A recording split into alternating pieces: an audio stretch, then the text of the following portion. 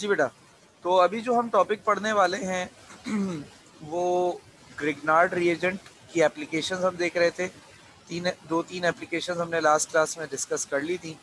ये हमारे पास थर्ड एप्लीकेशन है to prepare carboxylic acid. Grignard reagent इस साल हमारे कोर्स में रिड्यूस हो चुका है बेटा, ये है नहीं, लेकिन ये आप लोगों को क्योंकि अभी तक हमने सारी चीज़ें पढ़ाई हैं तो ये भी हम पढ़ा रहे हैं ताकि नॉलेज में रहे। पेपर में बोर्ड एग्जामिनेशन में नहीं आएगा, लेकिन यूनिवर्सिटी एप्टीट्यूड के लिए आपके ज़रूर काम आएगा इंशाल्लाह, क्योंकि उसमें कोई भी चीज़ रिड्यूस नहीं हुई है। तो अच्छा है कि आप लोग नॉलेज लेकर जाएं। अच्छा जी, तो कार्बोक्सिलिक एसिड क्या होता है बेटा? कार्बोक्सिलिक एसिड कहते हैं RCOOH को।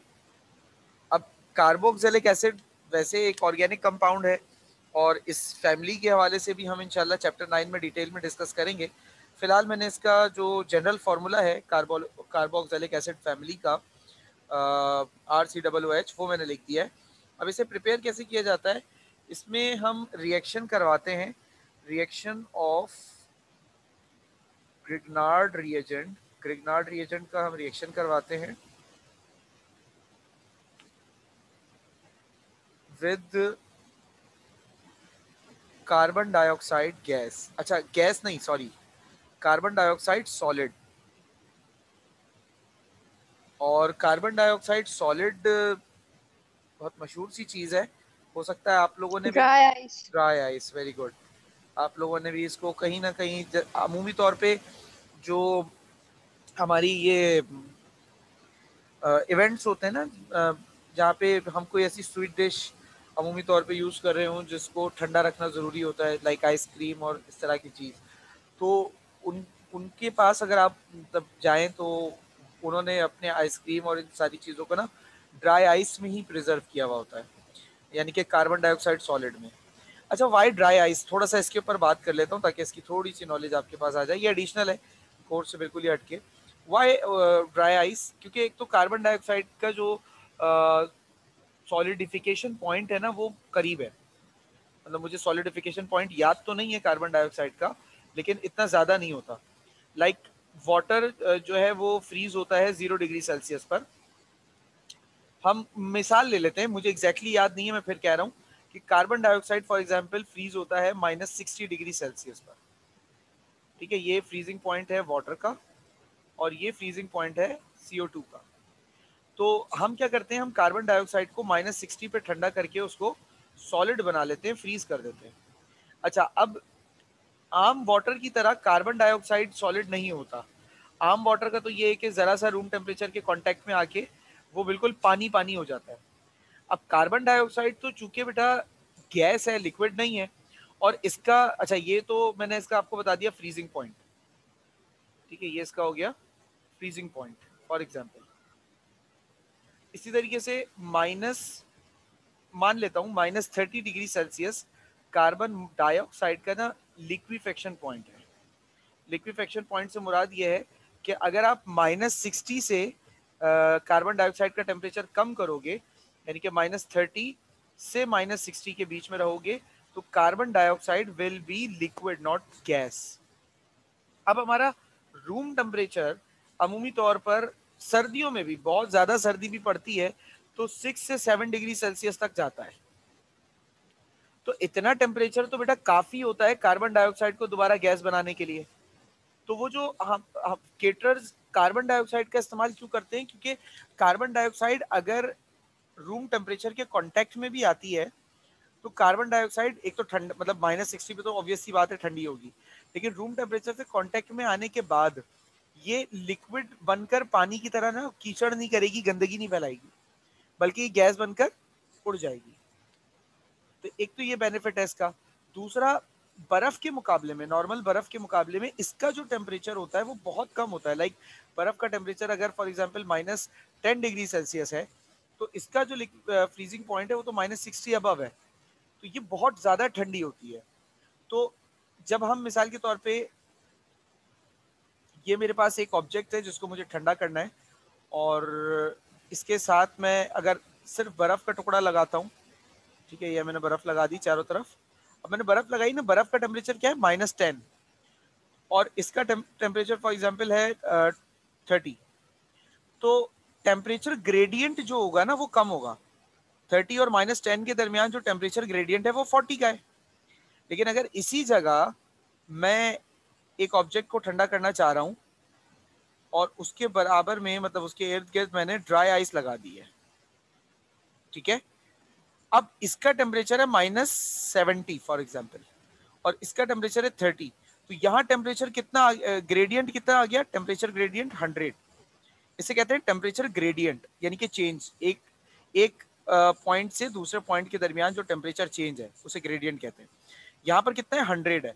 अच्छा, ये ग्रेडियंट जितना ज्यादा होगा ना, ऑब्जेक्ट उतना अच्छे तरीके से और उतना जल्दी ठंडा हो जाएगा, ये चीज है।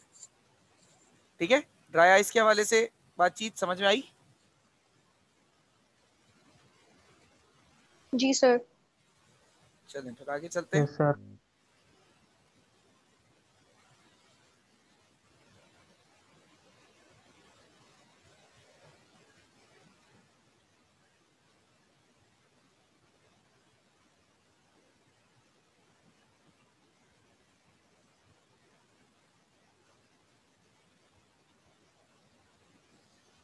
अच्छा जी, अब हम इसमें क्या करते हैं बेटा, ग्रिग्नार्ड रिएजेंट हमने लिया CH3MgBr, मीथाइल मैग्नीशियम ब्रोमाइड, और इसका रिएक्शन हमने करवाया कार्बन डाइऑक्साइड, यहाँ पे मेंशन कर देते हैं, सॉलिड के साथ, ठीक है, और साथ में इसे हाइड्रोलिसिस भी करवाई इसकी, यानी कि वाटर के साथ इसका रिएक्शन करवाया। अच्छा, ये H पॉजिटिव मैं इसके नीचे लिख रहा हूँ। इस H पॉजिटिव का मतलब ये कि यहाँ पे थोड़ा सा एसिड हमने मिला दिया है, सल्फ्यूरिक एसिड या HCl एसिड, थोड़ा सा, बहुत ज़्यादा क्वांटिटी में नहीं, ताकि हाइड्रोलिसिस का जो अमल है ना वो ज़रा आसानी से हो सके। यहाँ हमारे पास बनता है बेटा CH3COOH, ये एसिटिक एसिड का फॉर्मूला है बेटा, और साथ में मैग्नीशियम हाइड्रोक्सी मैग्नीशियम ब्रोमाइड बनता है, जैसा अभी तक बनता आया है। अच्छा, अभी इसका थोड़ा सा मैकेनिज्म समझते हैं कि इसका मैकेनिज्म किस तरीके से काम कर रहा था।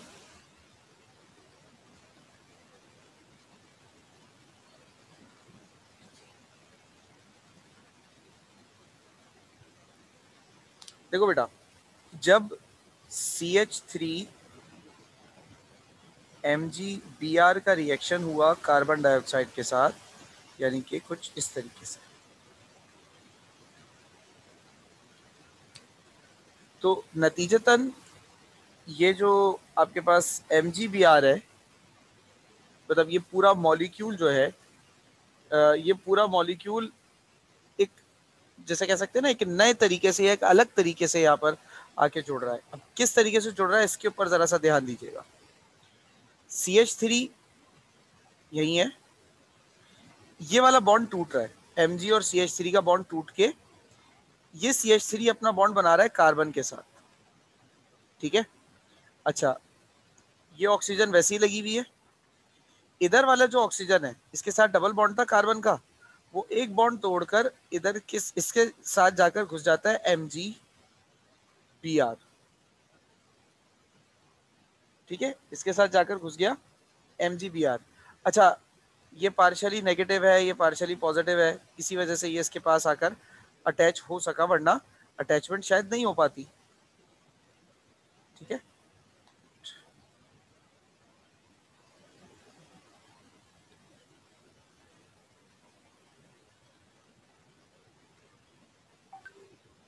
ये MgBr लग गया। अच्छा, अब जब आप इसकी हाइड्रोलिसिस कराओगे तो हाइड्रोलिसिस के नतीजे में क्या होगा, ये स्टेप नंबर 1 हो गया आपके पास। अब स्टेप नंबर 2 में CH3C double bond with O negative MgBr, जब हाइड्रोलिसिस कराओगे यानी कि H और OH इसको दिखाओगे। अच्छा, यहाँ पर मैं H पॉजिटिव आयन जो इंडिकेट कर रहा हूँ उसका मतलब ये है कि यहाँ पर कोई एसिड होगा हल्की सी क्वांटिटी में, ताकि वो हाइड्रोलिसिस का अमल करवा सके। अब ये जो MgBr है, पिछले जो रिएक्शंस थे हमारे पास, हम ये उसमें देखते आए कि ये MgBr OH की तरफ बड़ा अट्रैक्ट हुआ है।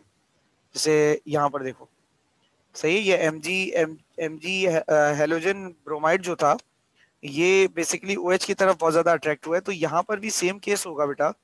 MgBr जो है वो OH की तरफ अट्रैक्ट होकर Mg हाइड्रोक्सी मैग्नीशियम ब्रोमाइड बना देगा, OH की तरफ अट्रैक्ट होकर। अच्छा, अब इधर आपके पास बच जाएगा H पॉजिटिव और इस वाले O के पास बच जाएगा नेगेटिव। तो यहाँ पर क्या होगा, CH3 CO और H। अब देखो फॉर्मूला वही बन रहा है, CH3 COOH CH3 COOH। तो इस तरीके से बनता है बेटा एसिटिक एसिड। क्लियर हुआ? क्लियर हुआ बेटा सबको?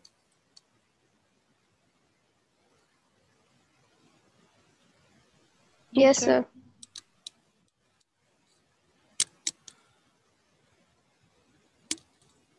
ठीक है बेटा। अच्छा, अब नंबर 4 की तरफ हम चलते हैं। नंबर 4 हमारे पास जो रिएक्शन की टाइप है वो क्या है, टू प्रिपेयर दी अल्कोहल्स।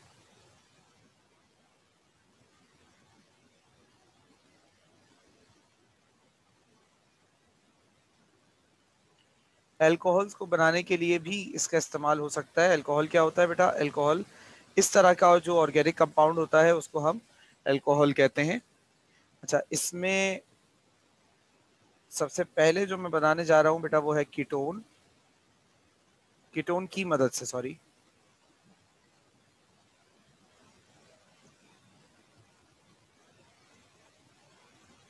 ठीक है, कीटोन की मदद से बनेगा, कीटोन नहीं बना रहा।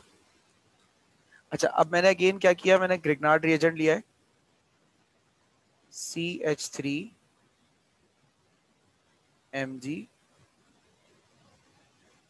MgBr plus. अब कीटोन क्या होता है, कीटोन मैं यहाँ पे उसका फंक्शन इसको भी मेंशन कर दूं। कीटोन होता है हमारे पास RCOR, ये होता है बेटा कीटोन। अब R मींस मैंने अल्काइल ग्रुप लगाना है यहाँ पर, ये आ गया बेटा CH3 अल्काइल ग्रुप। ये जुड़ा हुआ है C के साथ, और इस C के साथ जुड़ा हुआ है O, फिर इसके साथ जुड़ा हुआ है R, तो हमने यहाँ पे एक और CH3 ले लिया।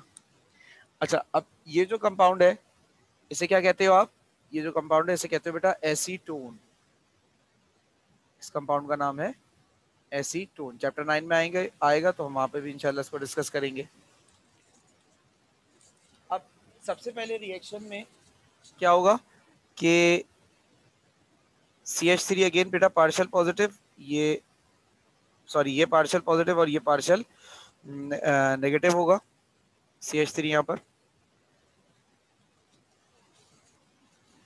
अच्छा, एसीटोन में हमेशा याद रखना कि ये जो कार्बोनाइल कार्बन, इस कार्बन को कहते हैं कार्बोनाइल कार्बन, इसमें कार्बन पार्शियली पॉजिटिव होता है और ऑक्सीजन पार्शियली नेगेटिव होता है।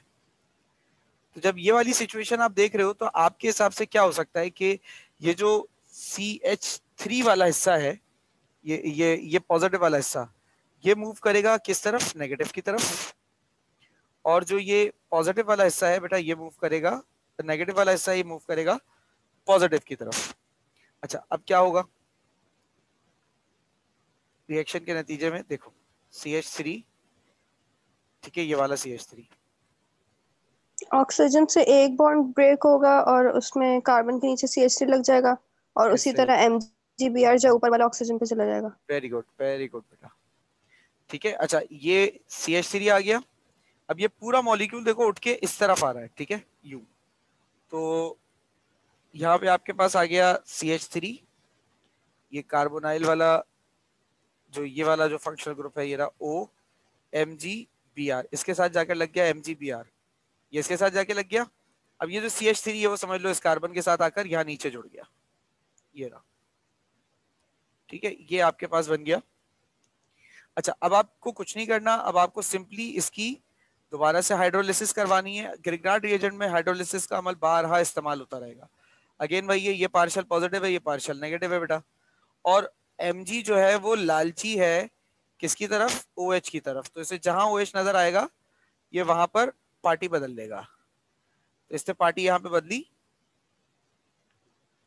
यहाँ पे आप देखें CH3 C CH3 CH3, इस O को अकेला छोड़कर Mg जब गया तो यहाँ पर क्या हो गया बेटा, ये बन गया Mg Br और OH। अच्छा, अब प्रॉब्लम क्या है, प्रॉब्लम ये है कि इस Mg के धोखा देने के बाद ये इस ऑक्सीजन की तो बेचारी की दुनिया ही लुट गई। पहले अच्छा खासा हंसता खेलता इसने कार्बन के साथ बॉन्ड बनाया हुआ था, इसने वो बॉन्ड तोड़कर इस Mg को अपने साथ जोड़ा था और बाद में इस Mg ने इसको धोखा दे दिया। सही है, अच्छा खासा सब कुछ सही चल रहा था, तो ये तो मतलब किसी को लाइक मुंह दिखाने के भी लायक नहीं रहा बेचारा ऑक्सीजन ना। तो अब इसके इस दुख में शरीक होने कौन आ जाएगा, H, क्योंकि धोखा इस H के साथ भी तो किया है ना OH ने। अब ये H इसके इस दुख को बांट देगा, यहाँ पे लग गया OH। अब देखो OH फंक्शनल ग्रुप होता है बेटा अल्कोहल का। ये जो कार्बन है ये कौन सा कार्बन कहलाता है, ये कहलाता है टर्चरी कार्बन। आप लोगों को याद होगा tertiary carbon, primary secondary tertiary पढ़ाया था। प्राइमरी वो कार्बन होता है बेटा फंक्शनल ग्रुप कंटेनिंग वो कार्बन जिसके साथ कोई और कार्बन ना हो या सिर्फ एक कार्बन हो, ठीक है, उसे प्राइमरी कार्बन कहते हैं। अगर फंक्शनल ग्रुप वाले कार्बन के साथ दो कार्बन जुड़े हों तो उसे सेकेंडरी कार्बन कहते हैं, और अगर फंक्शनल ग्रुप वाले कार्बन के साथ तीन कार्बन जुड़े हों तो उसे टर्चरी कार्बन कहते हैं। तो it is tertiary alcohol. Is that clear बेटा? जी सर। आगे चलते हैं। अच्छा, अब पार्ट बी देखिए बेटा, पार्ट बी क्या है, पार्ट बी है एल्डिहाइड, यानी कि रिएक्शन के लिए एल्डिहाइड का इस्तेमाल हो रहा है, एल्डिहाइड नहीं बना रहे, कहीं कंफ्यूज मत होना।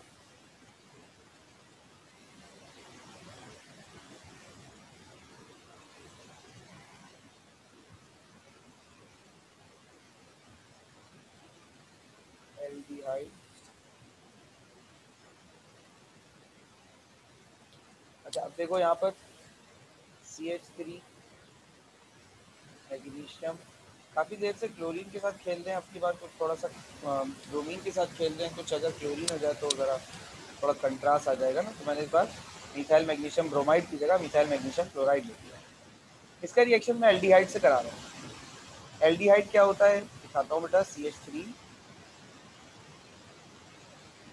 C double bond with O और एक साइड पे। अब देखो एल्डिहाइड और कीटोन एक जैसे लगेंगे लेकिन है नहीं। एल्डिहाइड के अगर फंक्शनल ग्रुप मतलब एल्डिहाइड की बात करें तो एल्डिहाइड होता है RCOH। अब इन दोनों में फर्क वाज़े आपको नजर आ रहा होगा, ये क्या है RCOR है और ये क्या है RCOH है, यानी कि इसमें कार्बोनाइल कार्बन के साथ एल्डिहाइड में कार्बोनाइल कार्बन के साथ हाइड्रोजन लगा हुआ, एक जगह पे कार्बन और एक जगह पर हाइड्रोजन लगा होता है। कीटोन में क्या होता है कि कार्बोनाइल कार्बन के साथ दोनों तरफ कार्बन लगा हुआ होता है। फर्क वाज़े हो गया बेटा?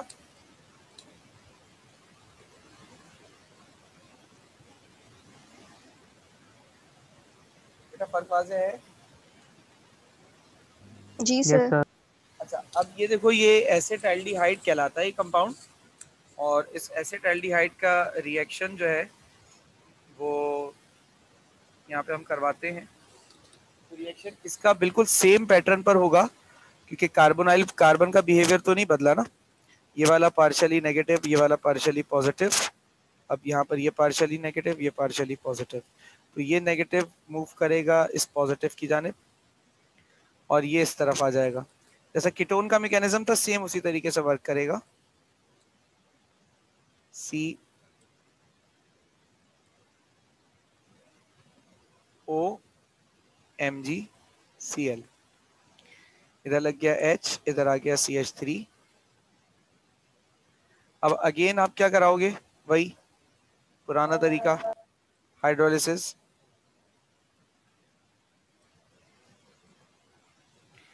हाइड्रोलिसिस कराओगे बेटा तो आपके पास क्या बनेगा, CH3 CH CH3।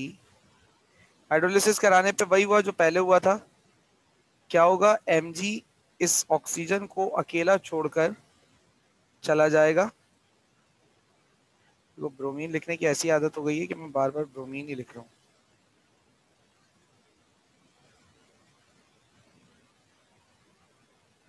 MgCl और OH।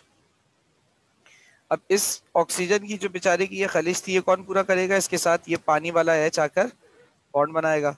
अब जरा गौर करो, देखो पहले वाले में भी फंक्शनल ग्रुप OH लगा था, यहाँ पर भी फंक्शनल ग्रुप OH लगा है, लेकिन ये कौन सा अल्कोहल होगा बेटा, कोई बता सकता है? Any guesses? ये सेकेंडरी है। Very good, secondary. ये है सेकेंडरी अल्कोहल।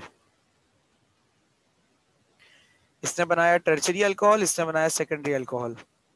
अब हम चलते हैं तीसरे पार्ट की तरफ।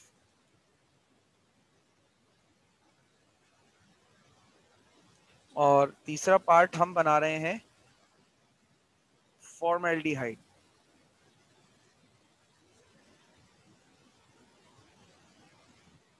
फॉर्मेल्डिहाइड से रिएक्ट करा रहे हैं। अच्छा, एल्डिहाइड बेसिकली एक फैमिली है। उस फैमिली का जो सबसे पहला मेंबर होता है वो होता है फॉर्मेल्डिहाइड, दूसरा मेंबर होता है एसेटल्डिहाइड। यानी एसिड से रिएक्ट करा रहा हूं तो सेकेंडरी अल्कोहल बन रहा है, लेकिन अगर फॉर्मेल्डिहाइड से कराऊंगा तो क्या बनेगा, आपको ये दिखा देते हैं। CH3Mg, अब की बार आई ले लेते हैं। अब फॉर्मेल्डिहाइड आपके पास होता है बेटा ये HCH। अच्छा, अब किसी के जहन में सवाल आए कि सर वो आपने तो कहा था कि एल्डिहाइड फैमिली में एक तरफ कार्बन दूसरी तरफ हाइड्रोजन होता है, फॉर्मेल्डिहाइड में तो दोनों तरफ हाइड्रोजन है, तो क्या ये अलग है एल्डिहाइड से? तो बेटा मेरा जवाब है नहीं, ये हाइड्रोजन सॉरी, ये एल्डिहाइड से अलग नहीं है।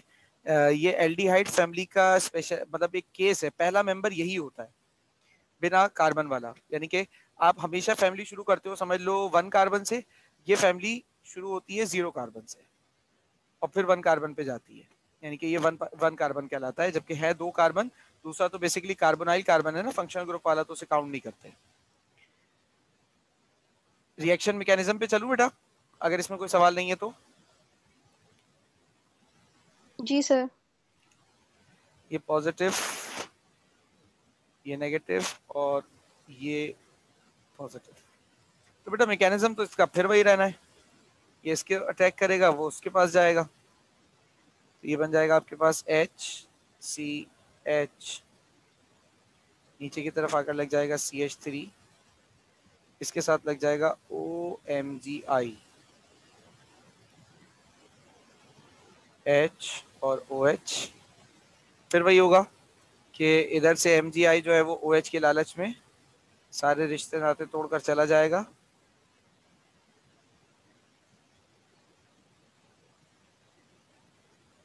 और यहाँ पे आपके पास आ जाएगा HCH, नीचे आके लगा CH3, इस O के साथ, इस गरीब O के साथ लग जाएगा ये H, तो ये बन जाएगा आपके पास प्राइमरी अल्कोहल। यानी कि अब समझ में क्या आ रहा है? समझ में ये आ रहा है कि कीटोन फैमिली का कोई सा भी मेंबर ले लो एसीटोन के अलावा, वो टर्शरी अल्कोहल बनाएगा। एल्डिहाइड फैमिली का फॉर्मल्डिहाइड के अलावा कोई सा भी मेंबर ले लो, वो सेकेंडरी अल्कोहल बनाएगा। और अगर एल्डिहाइड फैमिली का आपने ये ले लिया फॉर्मल्डिहाइड, तो ये आपके पास प्राइमरी अल्कोहल बनाएगा। इज दैट क्लियर बेटा नाउ? जी सर। जी सर। अच्छा, एक बात मुझे ऊपर करनी थी वो रह गई है, मैं यहाँ कर देता हूँ ताकि आपको पता चल जाए। प्रिपरेशन जब हमने कार्बोक्सिलिक एसिड की थी ना बेटा, तो उसमें गलती, एक बात, गलती तो नहीं कहूँगा, एक बात ऐसी थी जो आपको मुझे बतानी चाहिए थी लेकिन मैंने बताई नहीं उस वक्त शायद, तो मुझे अभी क्लिक हो रही है तो मैं अभी बता देता हूँ। देखिए बेटा,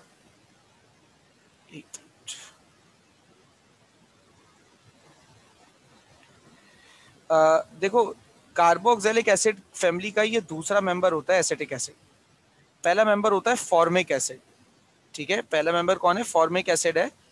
तो यहाँ पे मैं लिख देता हूँ, फॉर्मिक एसिड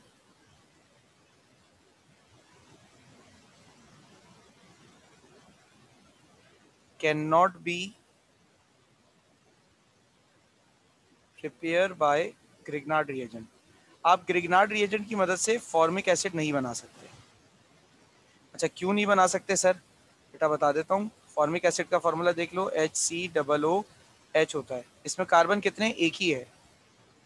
अब देखो इस रिएक्शन के मैकेनिज्म में क्या है, एक कार्बन आपको मिल रहा है ग्रिग्नार्ड रिएजेंट से, दूसरा कार्बन आपके पास आ रहा है कार्बन डाइऑक्साइड से, तो बात शुरू ही दो कार्बन से हो रही है ना, दो कार्बन से तो कम की बात ही नहीं है। तो ऐसा कोई भी कंपाउंड जिसमें एक कार्बन होगा वो कैसे बनाओगे, वो बना ही नहीं सकते। इस वजह से इससे फॉर्मिक एसिड नहीं बनता, जबकि वो कार्बोक्सिलिक एसिड फैमिली का ही इटसेल्फ मेंबर है। Is that clear? जी सर। ओके। अच्छा अब मैं आप लोगों को एक इनडायरेक्ट प्रॉब्लम दे रहा हूँ, पास्ट पेपर्स में आई हुई है, इसे करना अब आप लोगों की जिम्मेदारी रहेगी। हाउ कैन यू कन्वर्ट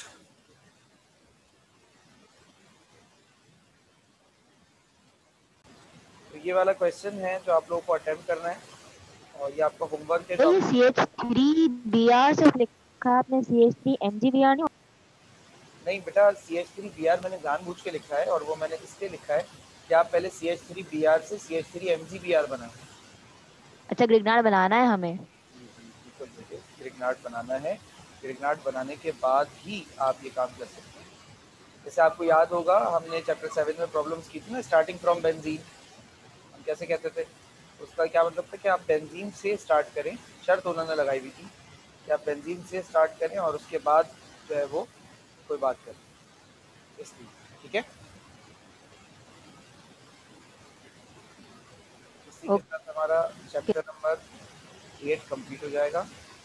अब आप लोगों का टास्क ये है कि हमारी जो नेक्स्ट क्लास है, इंशाल्लाह मेरा इरादा हो रहा है कि कमिंग मंडे मैं आप लोगों की क्लास रखूँ। संडे हमारी क्लास नहीं होगी क्योंकि फिज़िक्स का आपका एग्ज़ाम है, तो फिज़िक्स का आप लोग एग्ज़ाम दीजिएगा, और उसके अलावा मेरी भी थोड़ी मसरूफियत होगी।